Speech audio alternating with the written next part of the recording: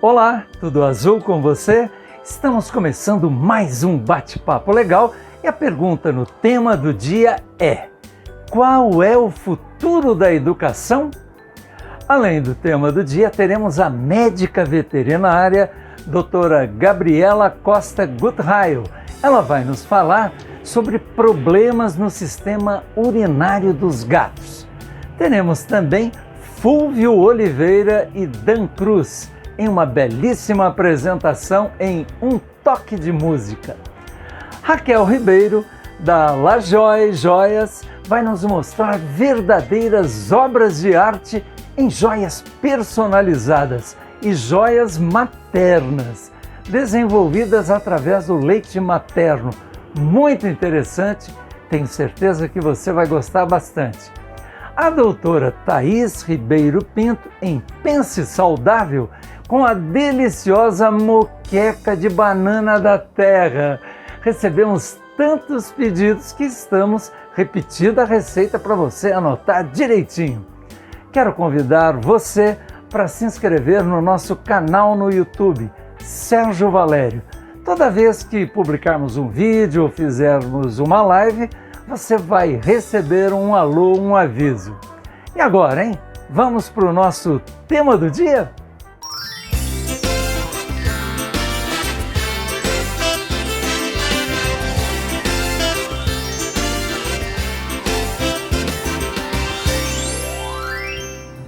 Qual é o futuro da educação? Primeiro vamos tentar entender exatamente o que significa a palavra educação. É o ato de educar ou de educar-se. Seria qualquer coisa que precisamos aprender, alguma coisa que temos necessidade de descobrir. Aprender a escrever, aprender a fazer contas, aprender um idioma. Você precisa sempre aprender alguma coisa. E quando se fala em educação, a gente precisa lembrar que não estamos falando apenas em escola. A escola faz parte importante da educação, mas hoje eu quero falar de uma maneira bem ampla sobre o que é a educação. Daqui a pouco nós vamos falar sobre a educação nas escolas. Mas antes, um quadro muito especial que o nosso cachorrinho aqui já está latindo para avisar qual é o quadro. Personalidades Pets. Se você tem um cachorro, se você tem um gato e gostaria que ele participasse do nosso bate-papo legal, aparecendo a foto dele todo bonitinho, ou um vídeo, basta você enviar a foto ou o vídeo do seu pet para esse WhatsApp que está aparecendo aí na tela. Você manda, coloca o nome do seu cachorro ou do seu gato, o seu nome, o nome do tutor e manda para a gente que nós vamos ter o maior prazer em apresentar o seu pet como personalidade pet, tudo no plural, personalidades pets.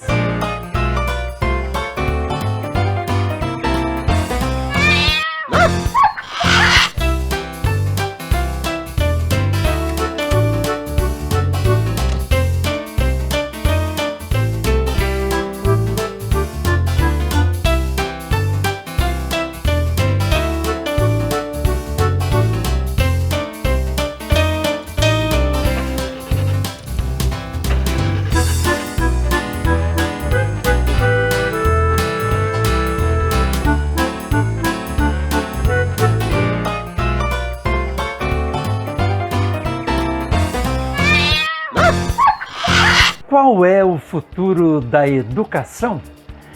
Começamos a falar da educação na escola. Hoje se fala muito por aí que a educação nas escolas vive em 2020 um ano perdido. Não, isso não é verdade. Nesse período de pandemia, todos que trabalham com a educação nas escolas estão sendo praticamente obrigados a refletir muito sobre como é que deve ser o novo modelo da educação nas escolas. Aliás, não só quem trabalha nas escolas, mas todas as pessoas estão tendo que refletir sobre isso. E isto de refletir, de parar, de ter que parar para pensar, isto é aprendizado, isto é educação. Descobrir um modo novo de se fazer escola é a grande motivação para todos que vivem e cuidam desse tema. E isso a gente precisa fazer também. Como eu disse, não é só quem está trabalhando na escola. Bem, a escola da maneira como era pensada antes da pandemia não vai existir mais. Acabou. É o fim de um ciclo. E é necessário realmente descobrirmos um novo jeito de fazer educação na escola. Com a tarefa, professores, coordenadores, supervisores, diretores e todas as demais funções na escola, inclusive os alunos. E nós, não podemos nos esquecer que temos também que ficar atentos e refletir. Bem, agora vamos para a educação musical, que aliás é uma matéria que acabou saindo do currículo de muitas escolas. Na minha opinião, nunca deveria ter acontecido isso. Mas, quem sabe um dia ainda volte à educação musical.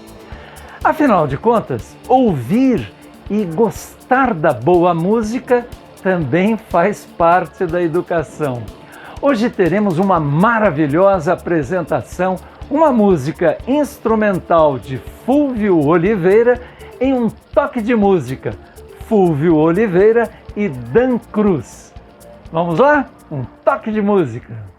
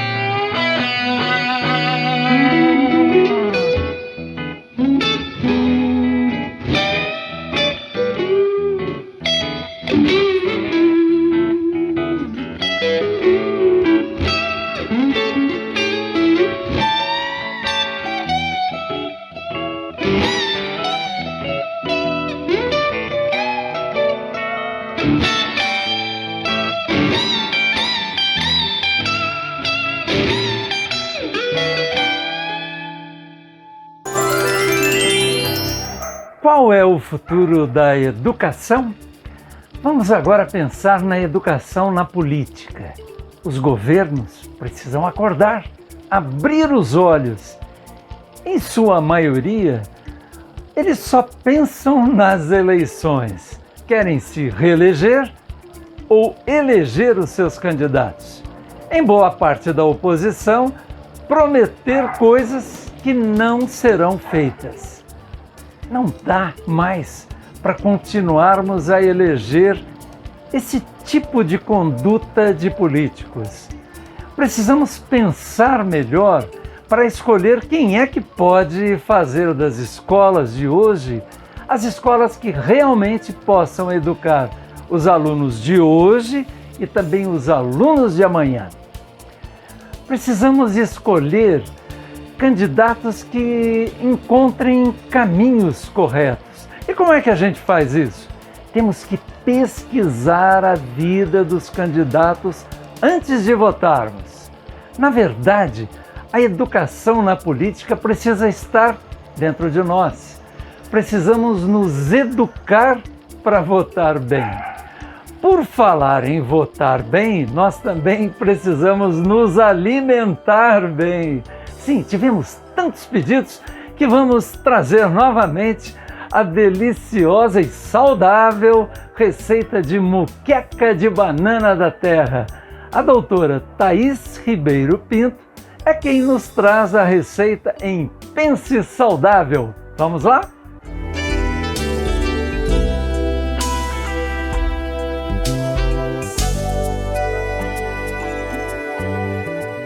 Oi pessoal, tudo bem? Hoje eu quero fazer um almoço bem rapidinho, não tenho muito tempo, então eu pensei em fazer uma muqueca de banana da terra. É uma receitinha simples, bem fácil, bem tranquila de fazer. Eu já coloquei na minha panela alho e cebola, deixei refogando com um pouquinho de azeite, coloquei ali um tomate, o outro eu peguei aqui para mostrar para vocês. Eu vou tirar a pele. Como é que eu faço para tirar a pele? Eu coloquei o tomate dentro de uma panela com água já fervendo, já quente. Daí eu coloquei o tomate e eu tinha feito uma cruz aqui na parte final do tomate. Só cortando aqui a casquinha dele. Aí agora, depois de 2 minutinhos na panela, a gente puxa aqui a pele, ó. E a pele do tomate sai bem fácil. Bem mais tranquilo do que ter que ficar descascando, que às vezes a gente até acaba perdendo um pouco do tomate quando a gente descasca. Então a gente vai picar ele. Vocês veem que eu tô com o meu dedo aqui machucado.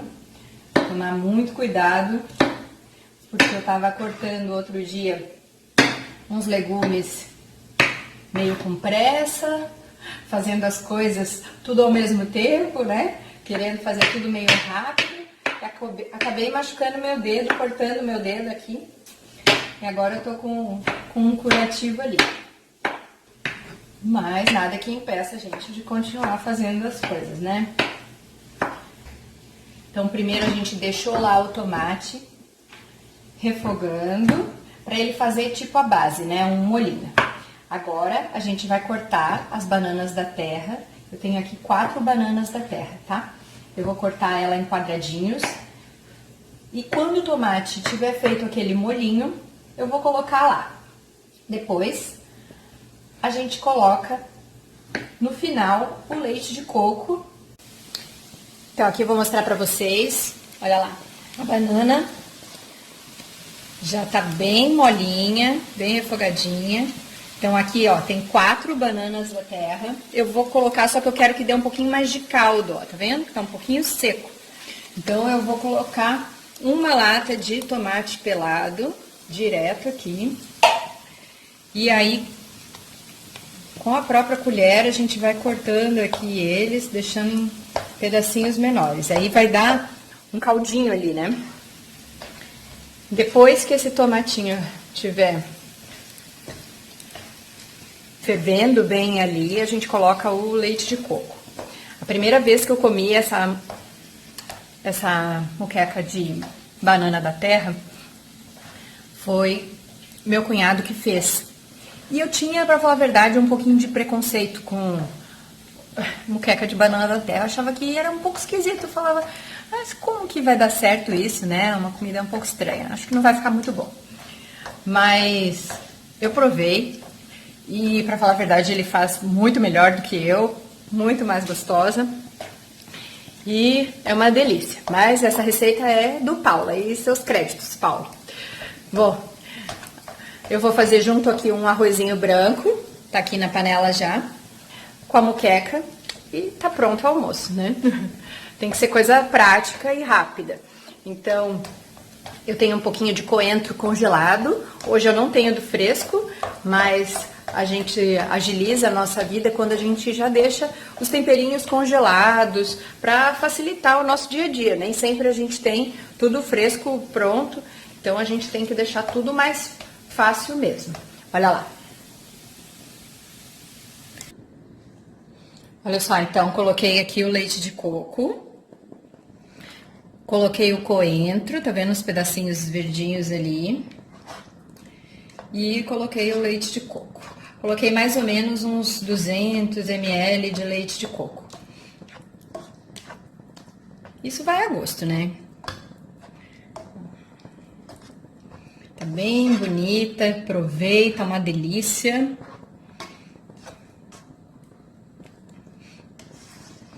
Esse é o prato de hoje, junto com um arrozinho branco. Então é isso. Espero que tenham gostado.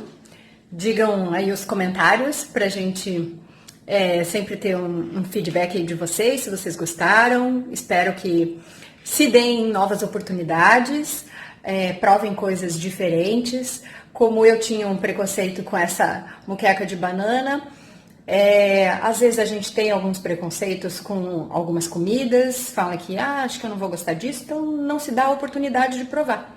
Então, abram essa chance para vocês mesmos, para ter uma oportunidade de conhecer algo diferente, às vezes até coisas diferentes, fazer uma coisa diferente no dia a dia, conhecer pessoas novas, dar novas oportunidades. Acho que é sempre legal a gente dar novas chances para conhecer algo diferente, o que vai trazer coisas boas para a gente e mudar a gente também, né? Então é isso. Tchau para vocês, um beijo e até a próxima.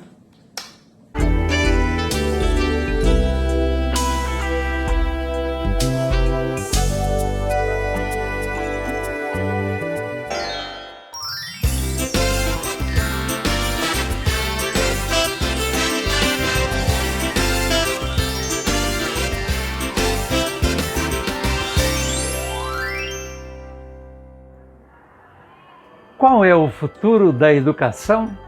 Agora vamos falar sobre a educação em casa. A pandemia também veio revolucionar a educação em casa. Porque muitos casais acordavam de manhã, tomavam o seu café com os filhos, os levavam para as suas escolas e depois iam trabalhar. Agora, pelo menos nesse período de pandemia, tudo mudou. Os que estiveram em quarentena tiveram que reaprender a conviver 24 horas com os seus filhos. Se por um lado, muitos casais tiveram a dificuldade de dividir o computador ou notebook entre o próprio casal e também para contemplar as aulas online dos filhos, houve a necessidade de um aprendizado de conviver em família, dividindo espaços, alegrias, angústias, sorrisos e até medos. Sim, uma verdadeira revolução na educação em casa. E tivemos também muitas famílias que perderam seus empregos e tiveram que trabalhar em casa esta questão de se organizarem melhor para conseguirem vencer esse momento difícil. Bem, depois desta pandemia, jamais seremos iguais.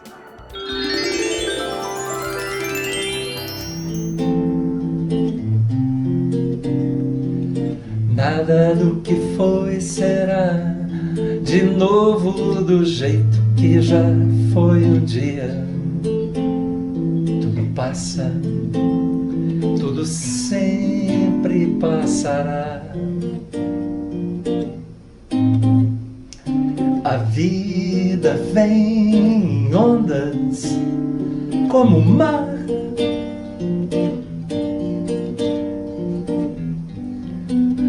Indo e vindo infinito.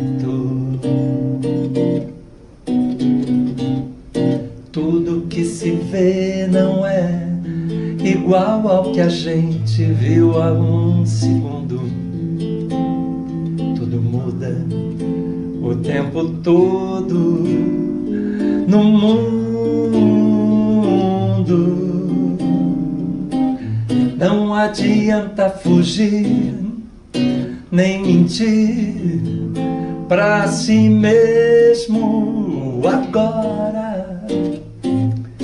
Há tanta vida lá fora, aqui dentro sempre, como uma onda no mar.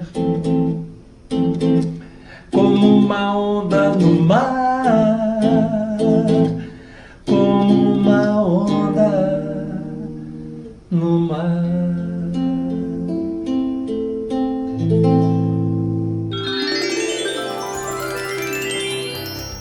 Um momento muito especial, marcante para a mãe e para toda a família, é quando nasce uma criança.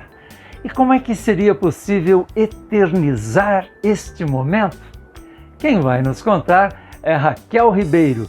Ela é formada em Design de Produto pela Faculdade de Belas Artes de São Paulo, pós-graduada em Computação Gráfica 3D no Senac.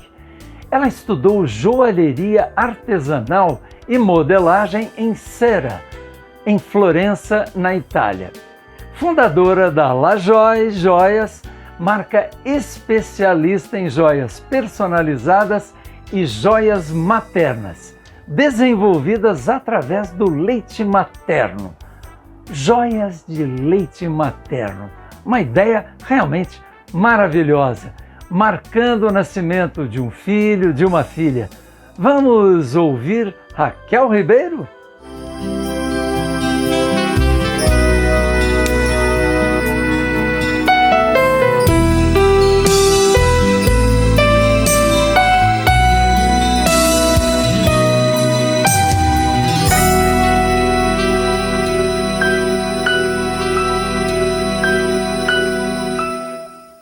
Oi, Sérgio, tudo bem? Eu sou a Raquel, das Joias Maternas, da La Joie, e eu tô aqui para falar um pouquinho, né, sobre esse produto, né, que tem muita gente que não conhece ainda, não sabe o que é isso, né, não entende muito. Então, o que a gente faz? A gente solidifica o leite materno e aplica ele em uma joia. E aí a mãe consegue ter essa joia por muitos e muitos anos na sua vida, para sempre.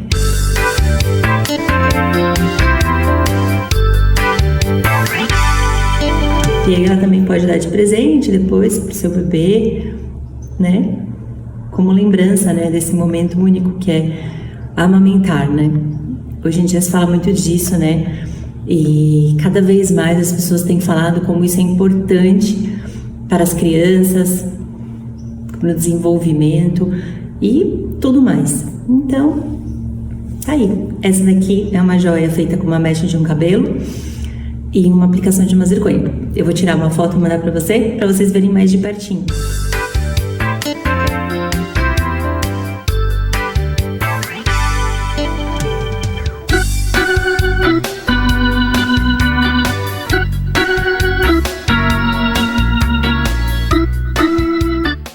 Obrigada pelo convite, Sérgio, e na semana que vem eu apresento mais um modelo das joias maternas. Tchau!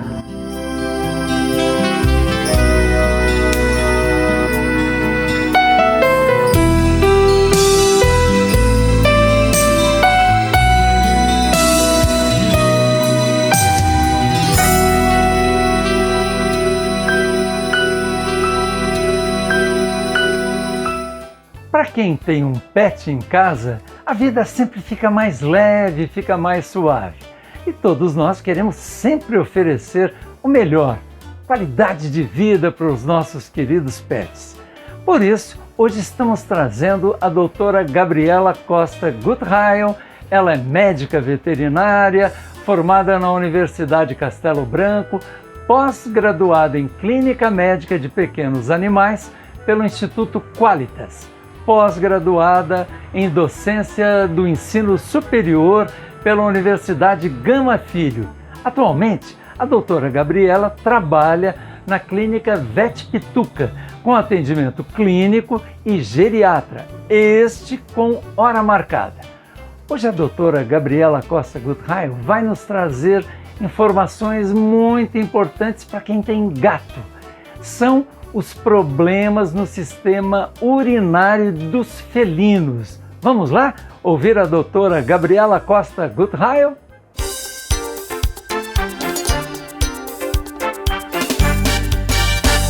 Olá, Sérgio, tudo bem? Sérgio, mais uma vez eu quero agradecer pelo convite, né? Você sabe que é um grande prazer eu poder contribuir de alguma forma, né, informando aí os tutores sobre problemas que podem acometer os seus animais. O que a gente vai falar hoje? A gente vai falar hoje sobre problemas no sistema urinário de gatos. Né? Muita gente me pergunta por que gato tem tanto problema urinário. Né? Diferentemente do cachorro, o gato apresenta muito mais problema urinário do que os cães. Né? Geralmente está relacionado com a ingestão hídrica. Né? Até porque quando a gente vai no médico, a gente tem um problema urinário, o que o médico pergunta? Né? Você está bebendo água? Né? Esse é o grande problema. Por quê? Né? Que a água, a ingestão hídrica influencia tanto? Porque ela faz com que haja uma concentração maior dessa urina, ela fica mais densa. Né? E uma urina mais densa, mais concentrada, propicia a formação de cálculo, né? E infecções no trato urinário, né? Cistite. Né? Então, esse é o grande problema, né? Dos felinos. Né? E se a gente entender, a gente consegue até fazer a gente consegue até entender o porquê disso quando a gente vai estudar os felinos, né? A gente sabe que os felinos, eles vivem, né, em um clima desértico, né? Então, como é que eles fazem para ter essa quantidade de água, né? Para obter essa quantidade de água adequada? Através da caça, né? Ele caça, ele é um predador. A sua presa é uma presa fresca, que contém uma quantidade de água suficiente para ele. Obviamente tem água no deserto, mas é uma quantidade menor. Então ele consegue ali manter o organismo saudável, né, o sistema urinário saudável, justamente porque ele consegue ter essa água, né, obter essa água através da sua presa. Só que os gatos foram domesticados. Né? Então, assim, a gente trouxe nossos gatos, que são felinos, mas são gatos domésticos, para viver conosco. Né? Então, a gente mudou o habitat e mudou, inclusive, a alimentação. A alimentação dele é o quê? Ração, principalmente ração seca.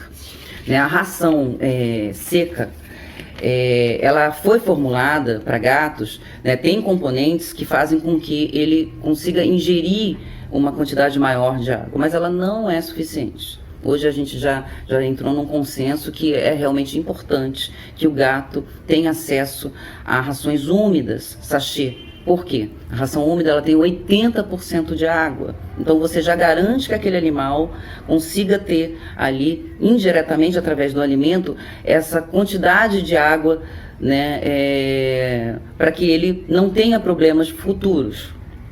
A gente também indica, obviamente, sempre para o gato, principalmente pelo fato dele ser domesticado, né, estimular essa ingestão hídrica através até de fontes. Né? Tem gatos que adoram, porque ele não gosta muito de água parada, não é que ele não beba no pote, ele bebe. Mas se você estimular ainda mais, além do pote de água dele, as fontes, isso também faz com que ele consiga ingerir uma quantidade de água adequada para o funcionamento do sistema urinário dele. A gente sabe que a cistite, né, o problema de cálculos, a gente consegue, muitas das vezes, né, quando diagnosticado precocemente, a gente consegue resolver. Né? O problema é quando aquilo começa a se repetir, né? Começa a ter recidiva, né? Começa a ter, vira e mexe, ele tem problemas urinários. Né? Isso você vai ali fazendo com que haja um dano muito grande nesse sistema urinário, podendo levar a uma insuficiência renal crônica. Né? Então, o grande problema da insuficiência renal crônica é que você já tem uma perda da função renal. Quando você faz um diagnóstico de insuficiência renal crônica, você já sabe que 75% do funcionamento renal está comprometido. E é uma doença progressiva. Ou seja, ela não tem cura. O tratamento é paliativo. Você vai tentar ali minimizar, né, as alterações que esse rim, que não funciona, não está funcionando 100%, vai apresentar, né? Principalmente em relação a eletrólitos, né? Então ele não consegue secretar nem absorver aqueles eletrólitos que são importantes, como fósforo, como potássio, como cálcio, como sódio. Então você faz através de exames, né?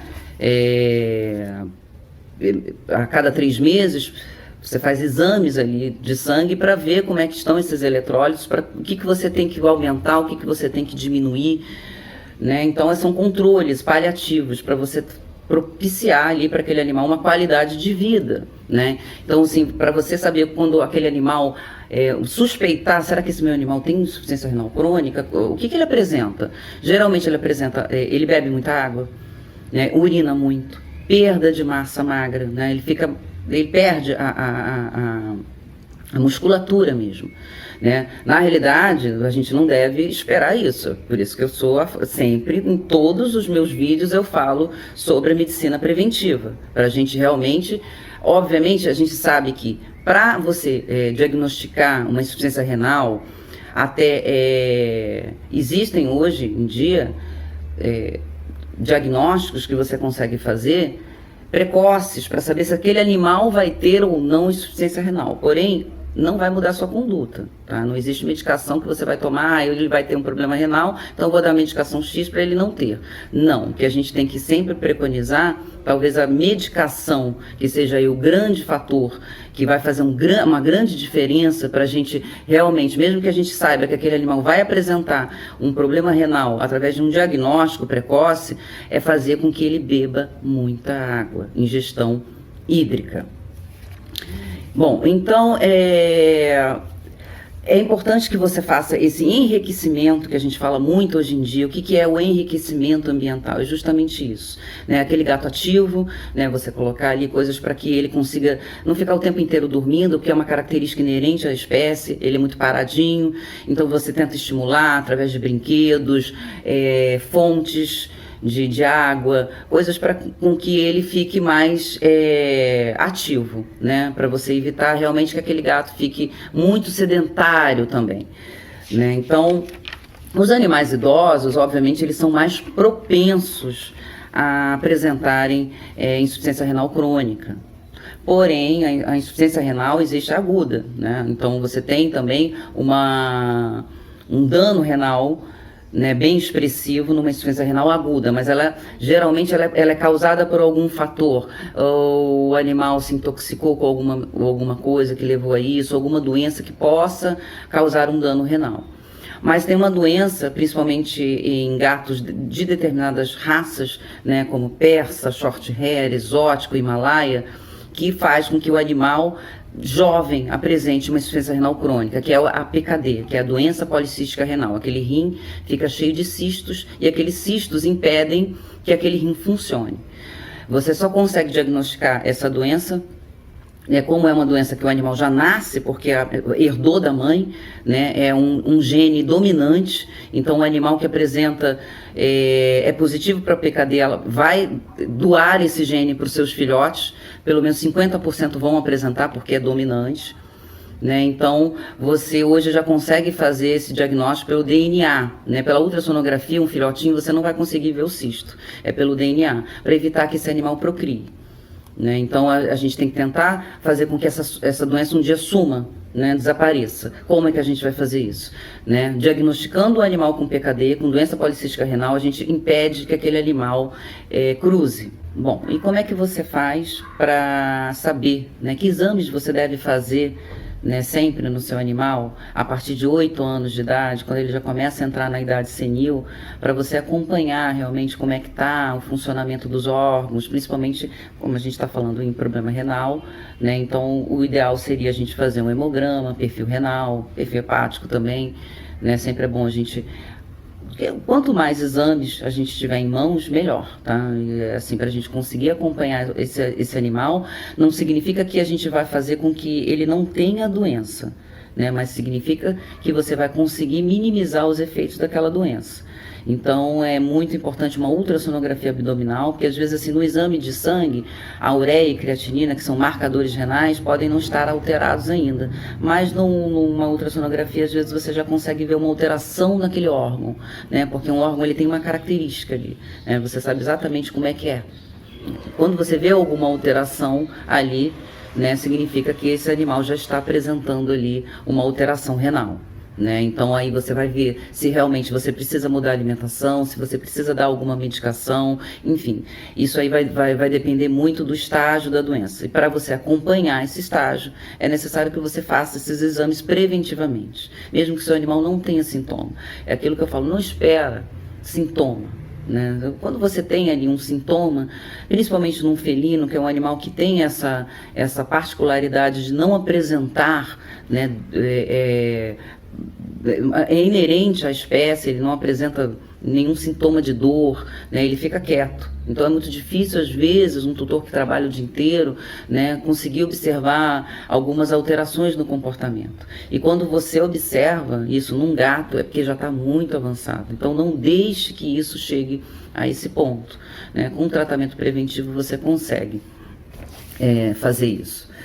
Né? Então é o que eu sempre prezo em todos os vídeos que eu faço, né? Fica até repetitivo isso, né? Toda hora você está falando isso, medicina preventiva, justamente para isso, né? Obviamente você tem que orientar, né?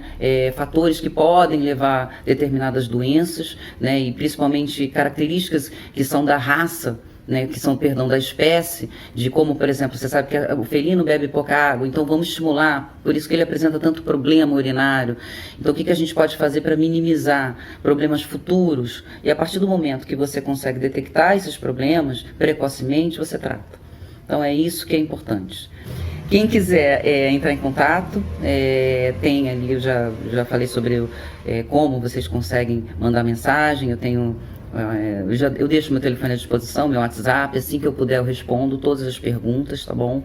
E mais uma vez, Sérgio, agradeço pelo convite e tô pronta para outros, tá? É só me chamar, tá bom? Um grande abraço a todos, tchau, tchau.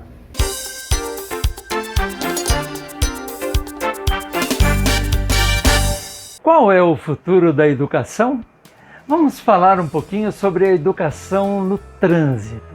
Nós precisamos aprender a respeitar as regras do trânsito.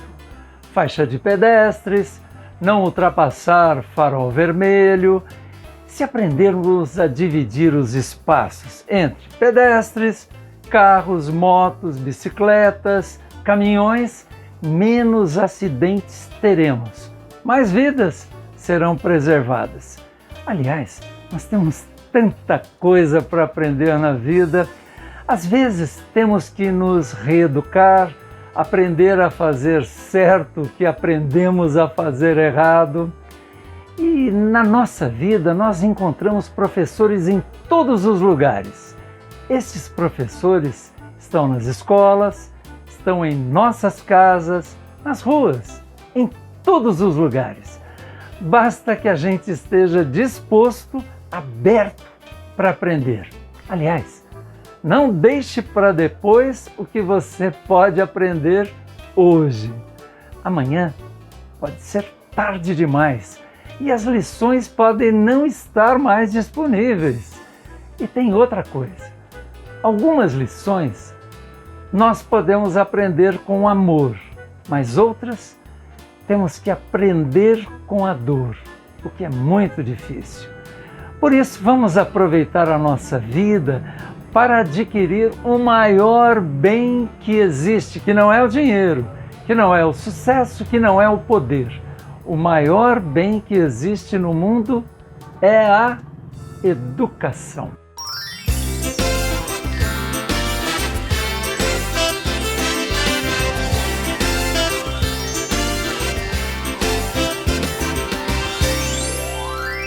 Chegamos ao final do nosso bate-papo legal. Quero agradecer muito você ter ficado até o finalzinho do programa com a gente. Muito obrigado mesmo. Tenho certeza que nesses momentos a gente divide muito da nossa emoção, a minha, a sua, nesta reflexão que fazemos toda semana. Espero você na próxima quinta-feira, nesse mesmo horário, novo horário das 19h30. Desejo para você uma sequência de semana muito boa, para você, para sua família, para todos os seus amigos. Um forte abraço.